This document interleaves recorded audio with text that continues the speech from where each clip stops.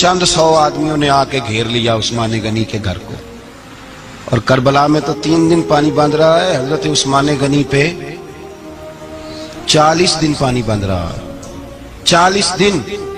اور حضرت امام حسین کے خیموں کے گرد تو پہرا دینے کے لیے جناب عباس تھے، اور میں تاریخ کے سارے معتبر حوالے عرض کر سکتا ہوں کہ جب حضرت عثمان غنی کو خطرہ ہوا تو مولا علی شیر خدا نے امام حسن اور حسین کو تلواریں پکڑائیں اور فرمایا دروازے کے آگے کھڑے ہو جاؤ، کوئی بدبخت تمہارے خالو عثمان غنی کے دروازے تک جانے نہ پائے۔ اور اس دروازے سے پھر گیا بھی کوئی نہیں، اس لیے کہ وہاں حسنین کریمین کا پہرا تھا۔ جو گیا بے ایمان تو پیچھے سے چڑھ کر کے گیا۔ حضرت عثمان غنی لاکھوں مربع میل کا حکمران، جہاں جس کے پاس چند ووٹ ہوں وہ دندناتا پھرتا ہے، جس کے پاس 4 باڈی گارڈ ہوں اس کی بات وہ کرتا ہے تو ہوا میں۔ حضرت عثمان غنی کے پاس ہزاروں کی فوج ہے، چند 100 لوگوں نے آپ کے گھر کو گھیر لیا، شہید کرنا چاہتے ہیں۔ جناب عثمان غنی رضی اللہ تعالیٰ عنہ کے پاس حضرت علی رضی اللہ تعالیٰ عنہ، کئی اور لوگ گئے۔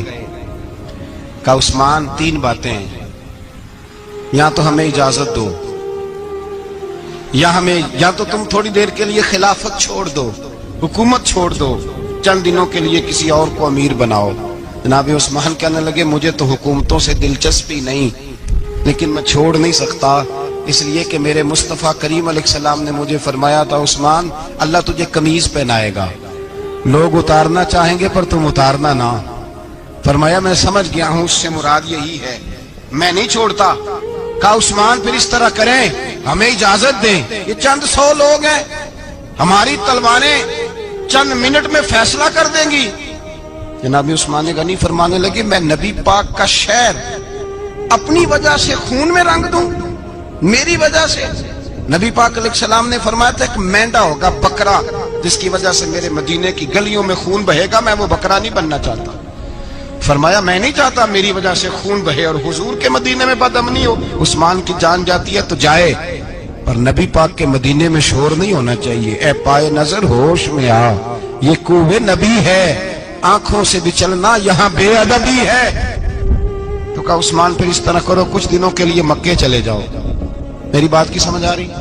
کچھ دنوں کے لیے مکے چلے جاؤ۔ تو جناب عثمان نے داڑھی پکڑ لی، کہنے لگے دیکھ رہے ہو ساری سفید ہو گئی ہے، میں نبی پاک کا شہر چھوڑ کے نہیں جانا چاہتا، میں رسول اللہ کے مدینے میں مرنا چاہتا ہوں، میں نہیں چھوڑوں گا حضور کا شہر۔ یہ انداز ہے جناب عثمان